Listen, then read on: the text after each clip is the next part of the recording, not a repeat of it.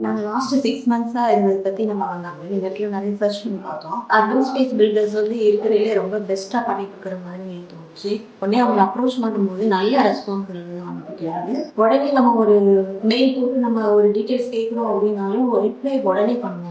அது ரொம்பவே சப்போர்ட்டிவா இருந்துச்சு. ஸோ இனிஷியலா ஒரு ஹவுஸ் கட்டணும் அப்படின்னு ஒரு இது வரும்போது எதுவுமே ஒரு பிளாங்கா இப்படி ஒரு வீடு கட்டணும் அப்படிங்கிற எங்களோட மைண்ட்ல ஒரு ஐடியா இருக்கு. ஸோ அந்த ஐடியா வந்து ஃபர்ஸ்ட் இனிஷியலாக அட்வான்ஸ் பேஸாக ஒரு பிளானாக கட்டணும்.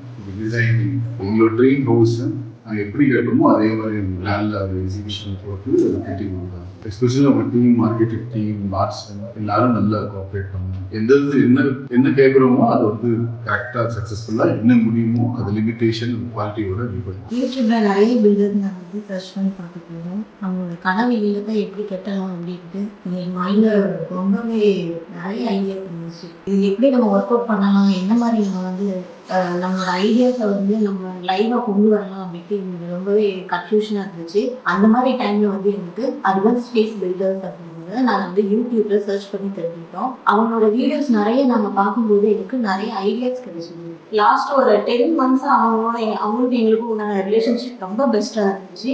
We are very happy. கம்மியான பட்ஜெட்ல எப்படி பெஸ்ட்டாக பண்ணி கொடுக்கலாம் அப்படின்றது அவங்களோட வீடியோஸ்லேயே எனக்கு தெரிஞ்சுது. கார்த்திக் சார்லேருந்து எல்லாருமே நல்ல சப்போர்ட்டிவாக இருந்தாங்க, டீம் எல்லாருமே. இப்போ நம்ம ஏதாவது ஒரு சின்ன சேஞ்சஸ் கேட்டாலும் எந்த ஒரு மனசு போகாம உடனே நமக்கு வந்து அதை வந்து ரெக்டிஃபை பண்ணி கொடுப்பாங்க. தேங்க்யூ. தேங்க்யூ.